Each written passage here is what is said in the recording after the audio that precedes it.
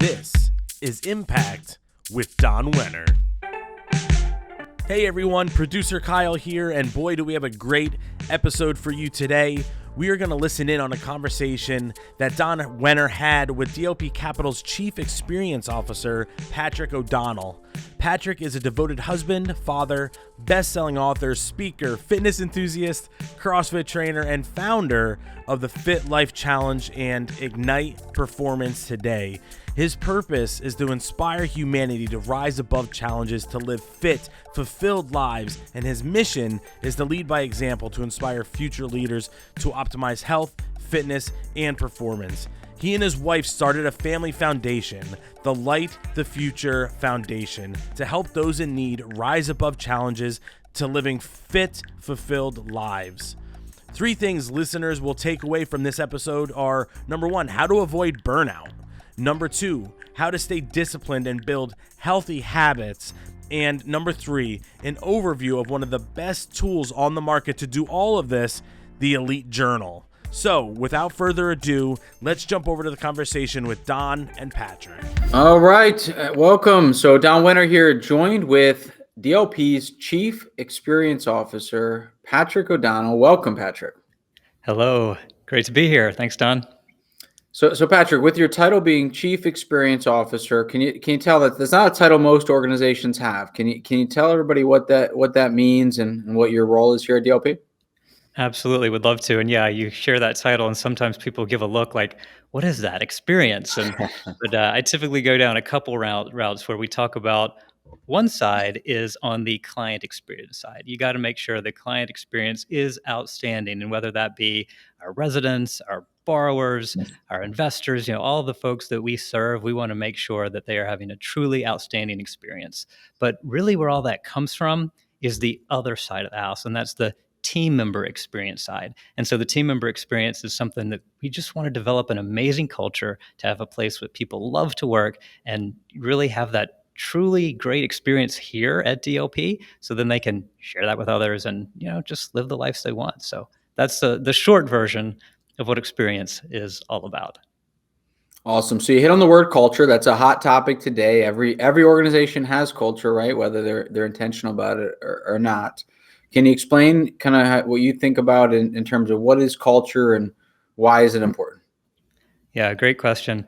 And some people will say, like culture is just who we are, or it's just kind of the way we do things. But to me, if you look at it, I really feel like it is the behaviors of the team. And what I mean by behaviors is kind of like how the people act on a regular basis through the company. And that is really fueled through the common core values, the common beliefs, the things that drive the behaviors that reflect outward onto the world. And one of the things that you and I looked at when starting this role was Denise Lee Yoon and her book, Brand Culture Fusion. And I love that idea where she drives into the point where there's people who are out there, leaders who are trying to develop these great brands, but they don't realize how much their culture has to do with that. And so that's why, here at DLP, we have one of our core values that's delivering wow. And you can talk all day about going out and delivering wow to the clients. But if you're not doing that first with your team members, it just doesn't resonate. So again, that's why it's so important to me. Start with that team member experience first. Make sure they're feeling that sense of delivering wow, so then they truly can go out and really wow everyone they come in contact with. Awesome. And I know you've heard the statement, but I don't know if all of our listeners have that I really love, which is, culture eats strategy for lunch, and kind of ties in that comment there, just the incredible importance of culture, and how that's going to dictate way more of your success in your strategy or your brand, as you just said. So one of the big components of our culture is the focus around living fully, which is one of our core values. And I want you to talk a little about that. But first, I want to bring it into one of the reasons, Patrick, we brought you onto this show here on Impact with me today is the happiness crisis. And it's one of the 4 areas of impact, the 4 crises that we're really focused on here at DLP is making an impact on the fact that we have a tremendous percentage of the world and the country that is unhappy right now. The highest levels of unhappiness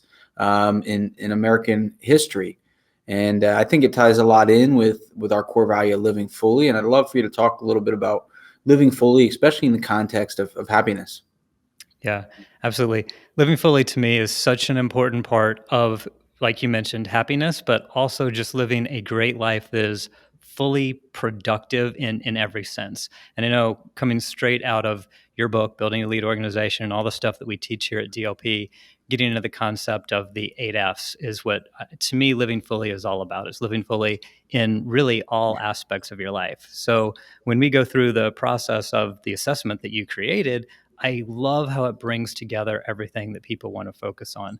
And so, you can start with an assessment, and it'll go through, like you mentioned, the 8 F's would be family, friends, faith, finances, fitness, fulfillment, freedom, and fun. And the idea there is that you think of a wheel. And if you have a round wheel and you're solid in all 8 areas, you're going to go. You're going to be able to move that wheel and have a great life. But if your finances are hurting, or maybe your relationships, your family is hurting, and it's going to be like a flat tire. You're just not going to be able to roll.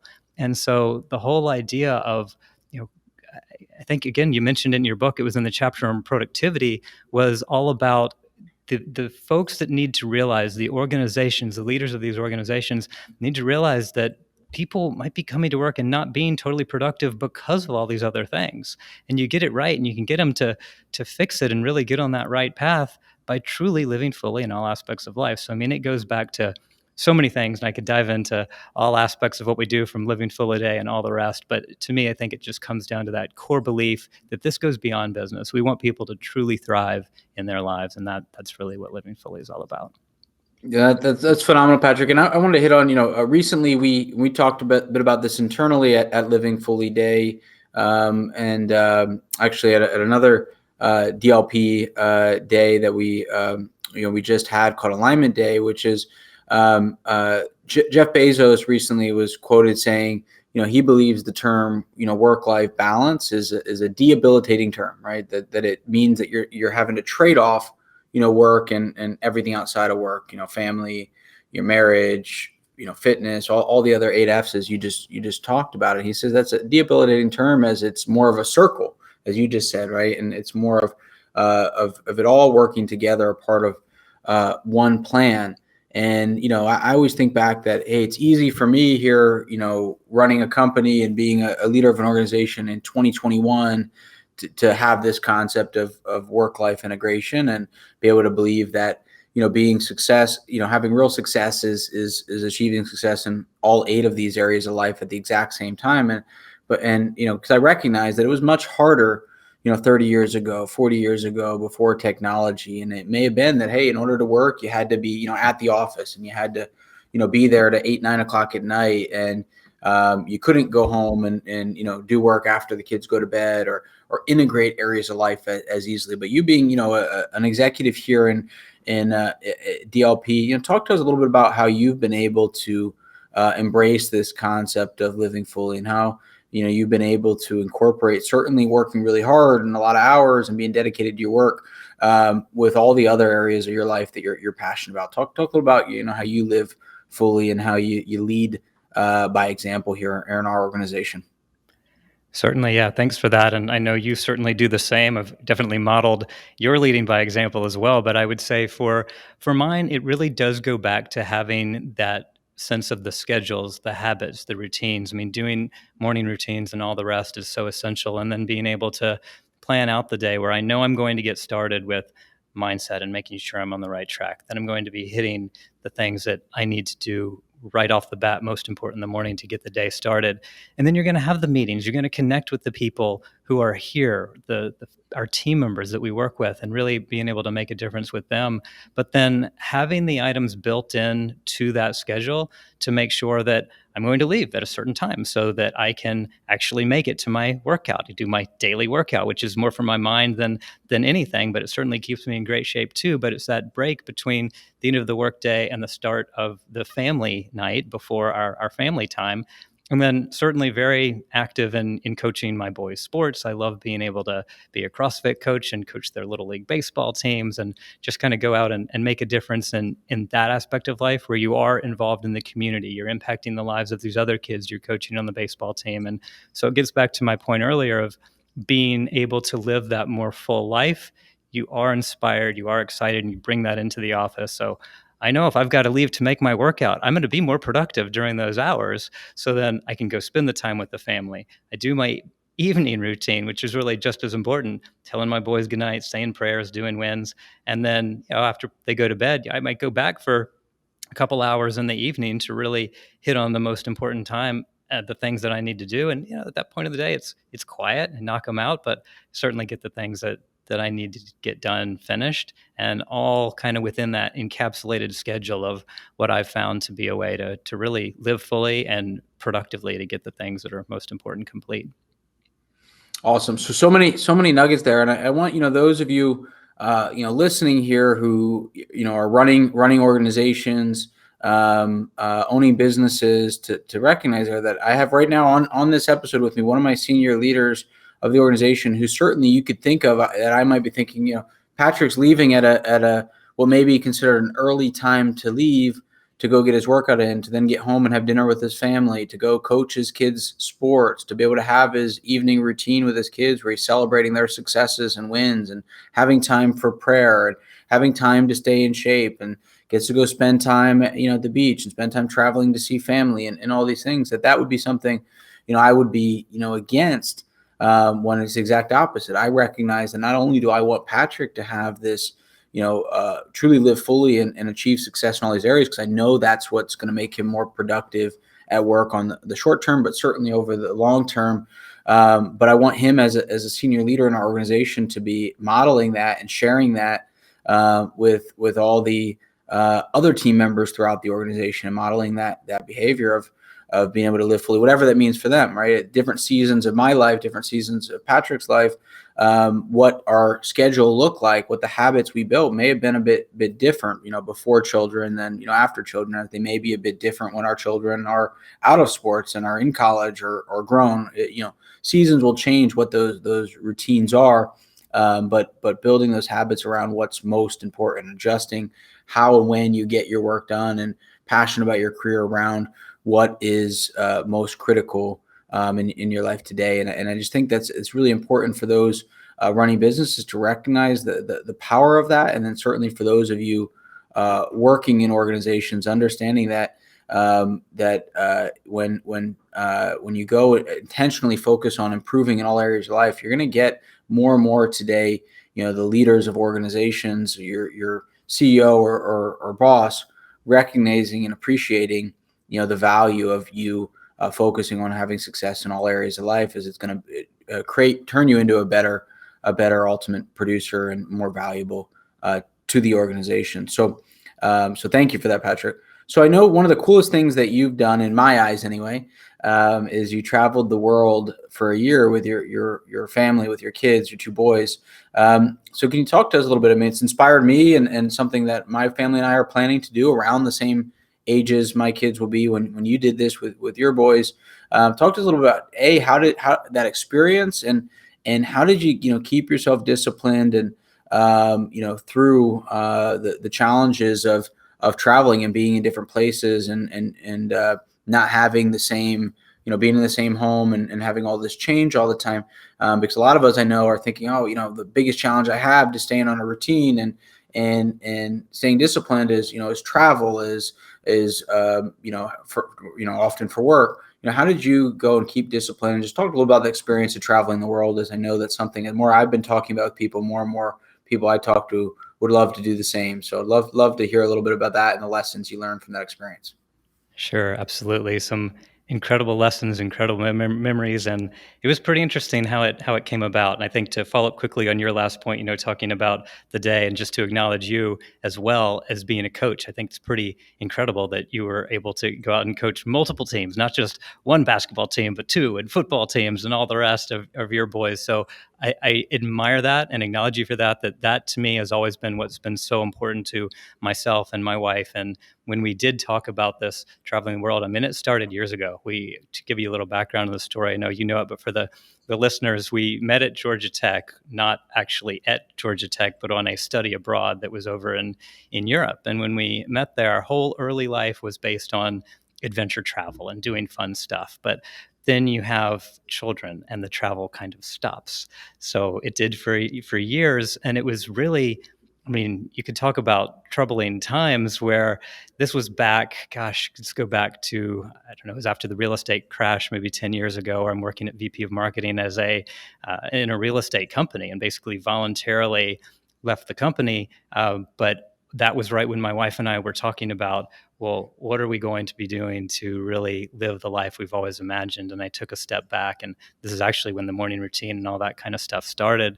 And it was in that time we said, okay, we want to go live in New Zealand for 3 months. We want to be able to travel the world, and actually made it part of our long-term vision, where that was something we wanted to do. And we always said we were going to do it before my boys got to middle school. And it got to the point where my oldest was getting to middle school in a couple of years. And my wife and I were like, well, if we're ever going to do it, now's the time. Now, at this time, I was living in Atlanta. I was running a marketing agency, and we're like, how in the world are we going to do this? But we, long story short, set our minds to it, decided we were going to, and basically turned the marketing agency to kind of be one on autopilot that would run essentially without me. I was still working, and I would still check in throughout the days when we were traveling, but to be able to make it happen, we just kind of set the motion in place.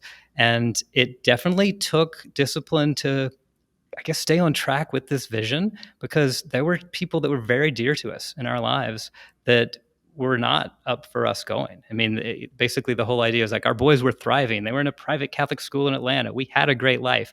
Why would you dare leave?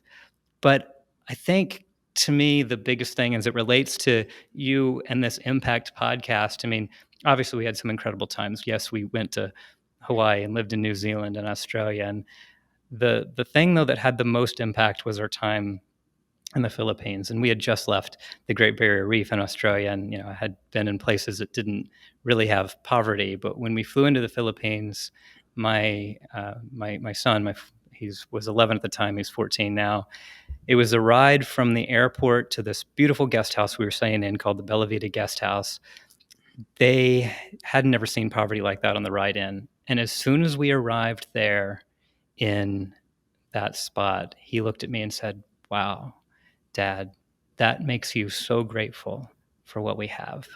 And I was thinking, that's the kind of thing that can't be learned in books. And I mean, it didn't end there, because following the example of Bo, who was in episode 1 on your podcast, he works with Kiva and gives gifts, loans out to those in need. So when we did that with my family, both boys picked those that needed loans in the Philippines.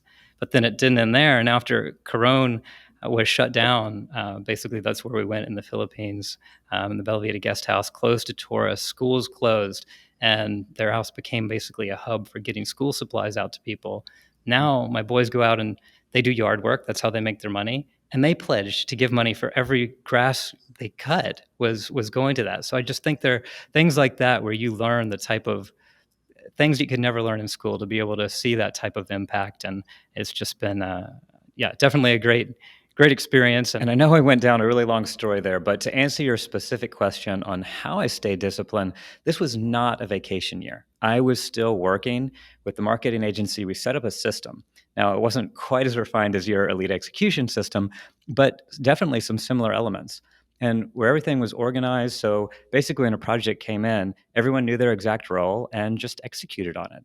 And my boys, well, they were still in school, homeschool that was, and my wife was able to teach them. And I had the privilege of teaching Spanish, religion, and PE, but she really taught them everything else. So it was while they were in school, that's when I got my work done. But there were many days when we were out seeing the world. We were climbing a volcano or snorkeling. And then when we get back late, well, we often stayed at Airbnbs, but there are many times we stayed in hotels. And they were exhausted and they'd want to go to bed. So I didn't want to disturb them and keep the lights on. So I'd actually go into our hotel room bathroom and just use that as essentially my office to knock out all the items that I needed to do. So yes, it certainly took discipline, but it was well worth it and really turned out to be the best experience that we've ever had as a family. That's awesome. So I'm going to actually jump around here a little bit. You caused me to kind of want to ask a couple different lines of questions. So for anybody who doesn't know this, and I'm guessing most probably don't know this here listening, the book that Patrick's referenced, that and maybe where some of you first came in contact with us, Building an Elite Organization.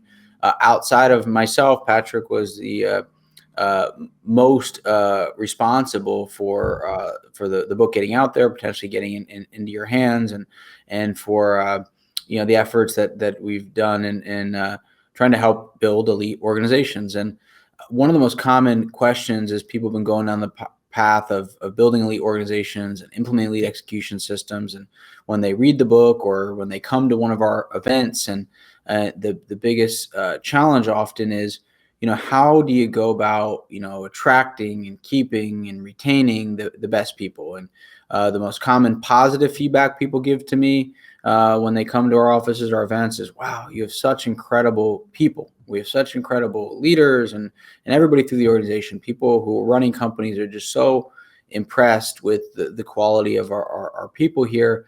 And the most common feedback people give me when they read the book is, I love the focus and intentionality around the people side of the organization.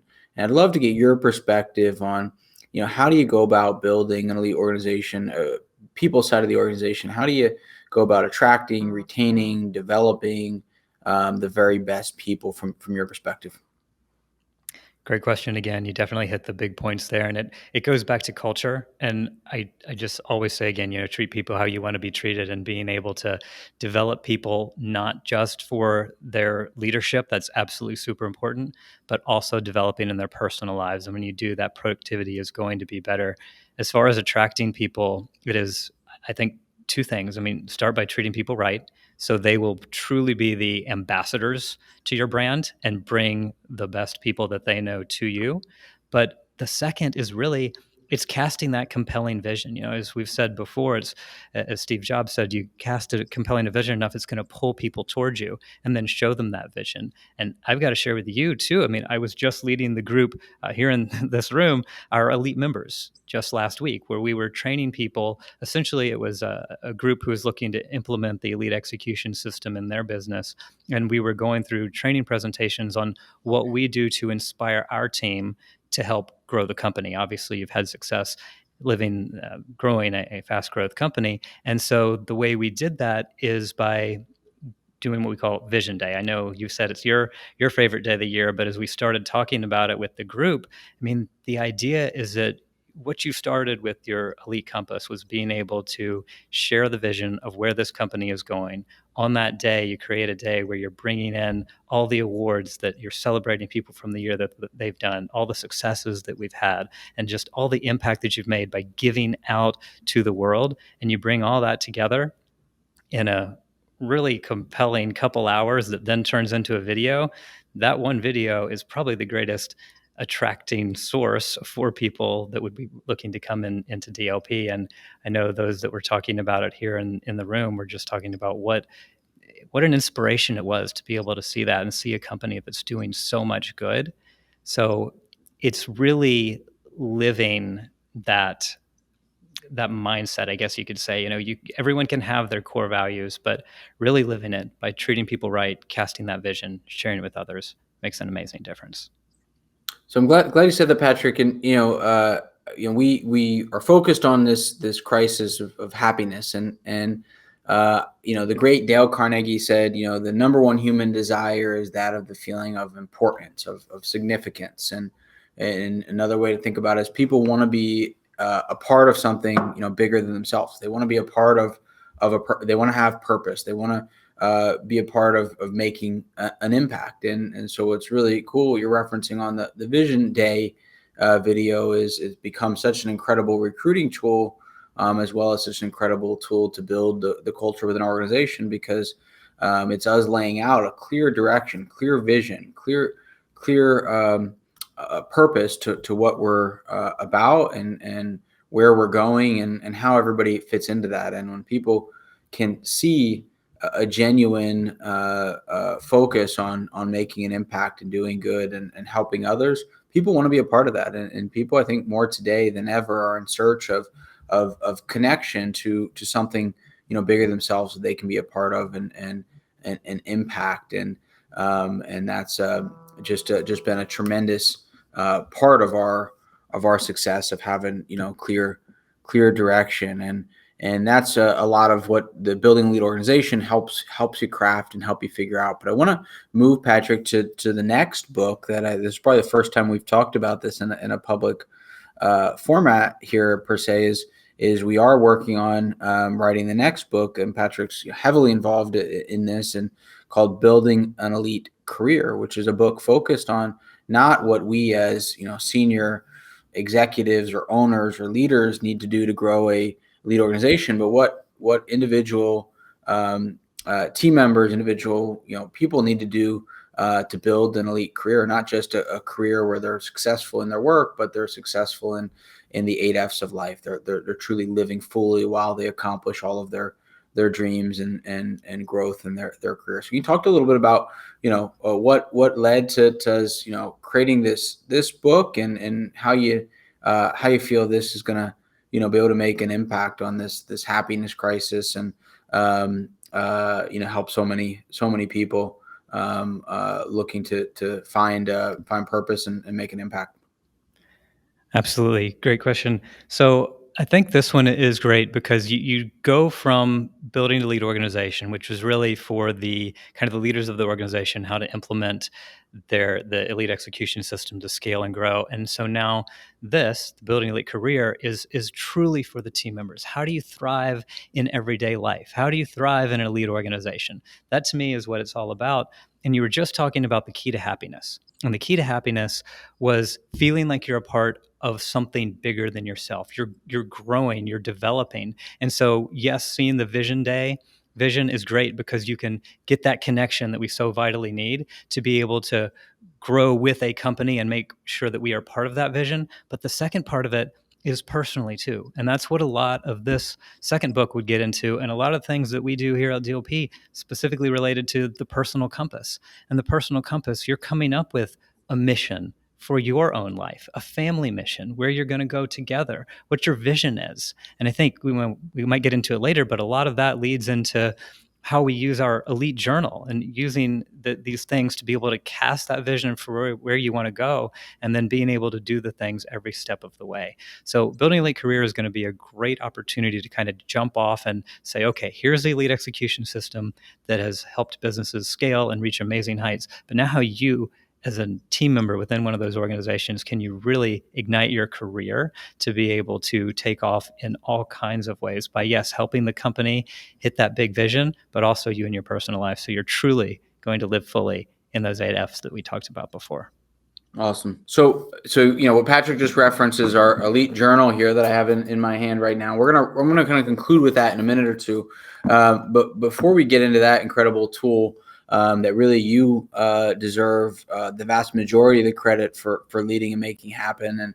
And just recently was talking to Hal Elrod, the author of Miracle Morning, previous guest, and talked about how it's arguably the best journal he's ever come across, and he's the per se the king of implementing these types of disciplines in his life. Was pretty cool affirmation. But anyway, before we get to that, I want to first hit on a topic that I know, at least in my belief, that a lot of people struggle with, and I think often is one of the biggest challenges people have, especially those who are focused, even the most driven people who want to be successful, neglect, which is their health.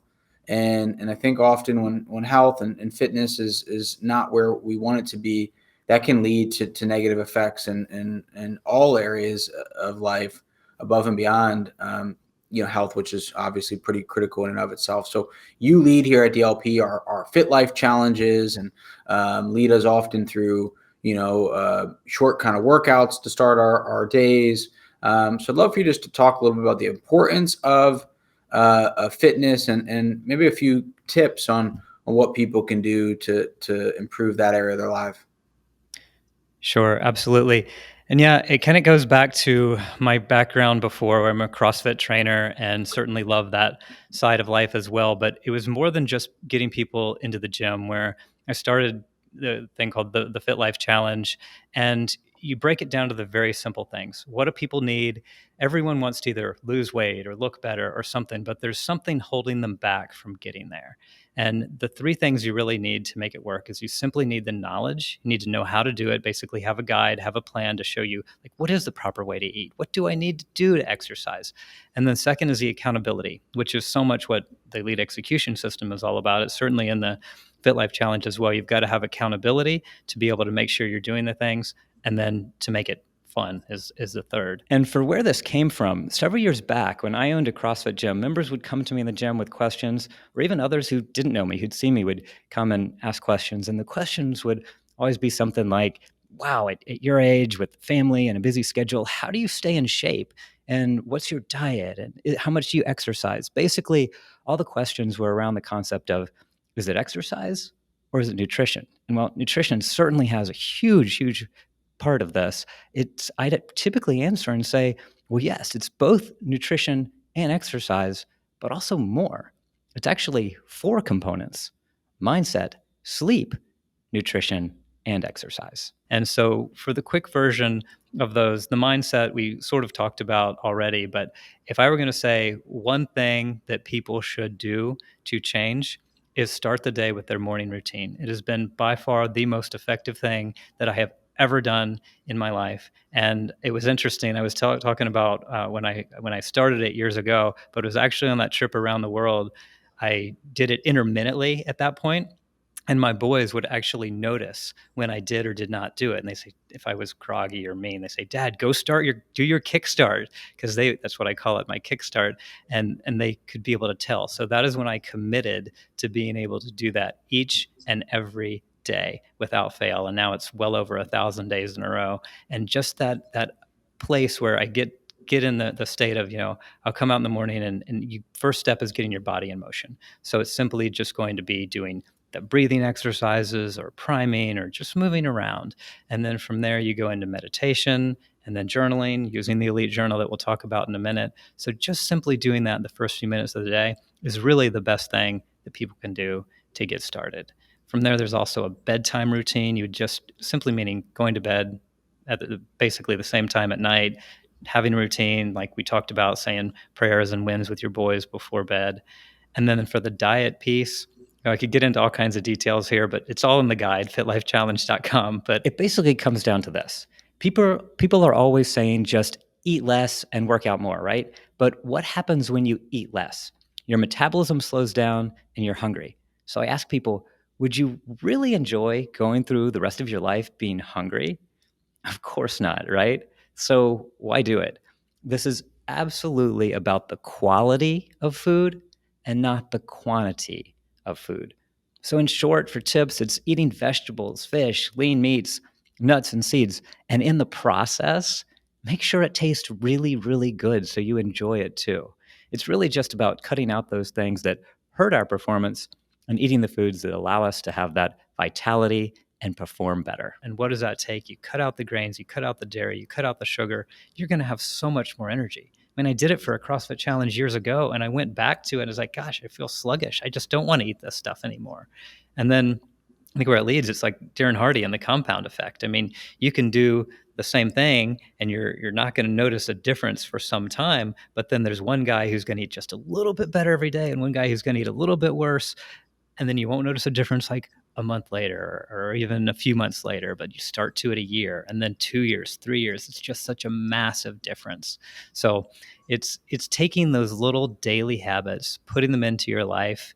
And that's what I love doing, is helping people. We always talk about, if you live fit, you're going to ignite performance and you're going to live that great life. So anyway, that's a short version of what could be a very long conversation. Well, that's a great overview. And I'll just say, having been on a part of this, probably 10 times now with Patrick, is, we all can be guilty of finding excuses, right? Why we don't take care of ourselves.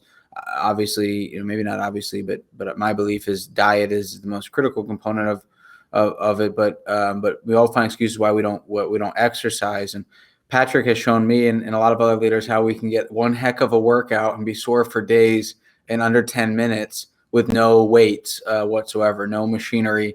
But we all come up with excuses. Oh, I've been traveling, so I didn't have time to get to a gym. Or it's often excuses, and building these simple habits. It doesn't take a lot of time and can be incredible, especially over time, as you just said, really elegantly there. So thank you for that. So with that said, I want to come to a tool that you've spearheaded the launch on this past year, which is won a bunch of awards for top bestseller lists, and we've heard endless people talking about how impactful it's been. You know, I've had people go and read the elite execution system, you know, building an elite organization and implement the elite execution system, and come to me though and say, you know, their biggest takeaway was the implementing the elite journal into their day-to-day life. So talk to us a little bit about this, the where this came from, and what's the value of implementing this simple tool we call the elite journal. Absolutely. Yeah. It's definitely used every day by me and by many people. And it's so gratifying to hear that. And I'll acknowledge you again. I mean, this definitely has a lot of the stuff that came from me and what I like, the habits, routines that I was just talking about, the fitness, but it's blended with the elite execution system. What you created is truly the greatest system I've ever seen to helping people be productive and scale and create these incredibly profitable businesses. And then you pair it with this, which is really, we call it the companion to your book, Building a Lead Organization, because it is essentially what I see as the daily guide for how anyone using the elite execution system can put the practice into their life. And I mean, there's so many things in here where you think of, if you're going to sit down and start with this, I mean, I have the vision board that we start out with, and you go through, and it actually, the Elite Journal leads you through the steps of being able to go through and first look out where you want to go in the future. We mentioned it before with the life assessment, the goal designing, like where do you want to be in 10 to 25 years? Paint that ideal future picture. And then back it up and say, okay, well, where do you want to be in 3 years? And what do you have to do in 1 year to be on track to be able to get there? And then you break it down to, again, getting into elite execution system terms of the rocks. What are you going to do in the next 90 days to get there? And then from there, you go down to your weekly pages and your daily pages. So within those, you actually start off every day and write what you're grateful for. You write your top goals. You write your top priorities for the day to reach those goals. And it's just a way to get grounded. And like you mentioned, the amazing feedback that we've received, I've just loved hearing from all the people that say they hadn't journaled before, but now that they're doing this, they just have so much more clarity. It's like they know where to go. They get rid of all the junk, that the kind of like the whole idea of you need to be in control of your day. And normally people would just open up their emails and be dictated by things that are coming into them. But now they're being more proactive with their life. They're relaxing by focusing on what they're grateful for. They're focusing on the top priorities first, and they're getting it done. So to me, that's been just wonderful in hearing how it's really helped people get to that ideal life, which is kind of the whole point of everything we've been talking about today. All the success stories and see how so many are using the journal to achieve real success in their lives. Awesome, Patrick. So I know it can seem self fulfilling here to promote the Elite Journal, as we did create it here at DLP, and it's a product that we do have for sale on Amazon and so forth. But it really is, I mean, it's been unbelievably incredibly impactful to me using it, but probably even more powerful to me has been hearing so many of these success stories, how it's changed people's lives, and how it's improved not just their individual performance, but improved their I love the clarity there, their focus, their intentionality around being a father, a mother, a husband, improved their fitness, has helped them certainly accomplish more in their work. That's the most kind of obvious value that often comes out of it, but it really is just incredible. And I know for me, it took me until probably 5 or 6 years ago that I got into the habit of journaling and thought it was silly and why would I ever do that? And it just seemed ridiculous to me, the thought of sitting down and writing down, my thoughts, writing down my goals, writing down my wins.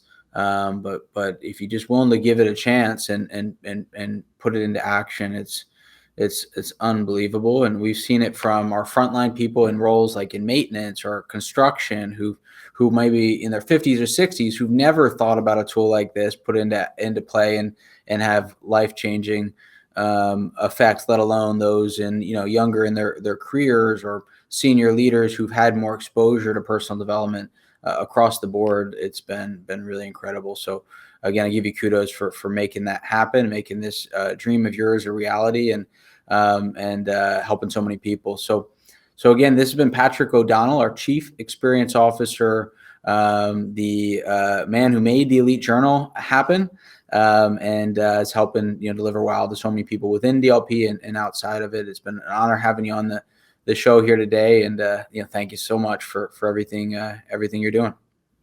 Absolutely. My pleasure. Always great to talk about all this wonderful stuff we're doing. And I guess before we go, I'd just love to kind of acknowledge you as truly leading by example here at this organization, but beyond DLP too, really making a difference in the world.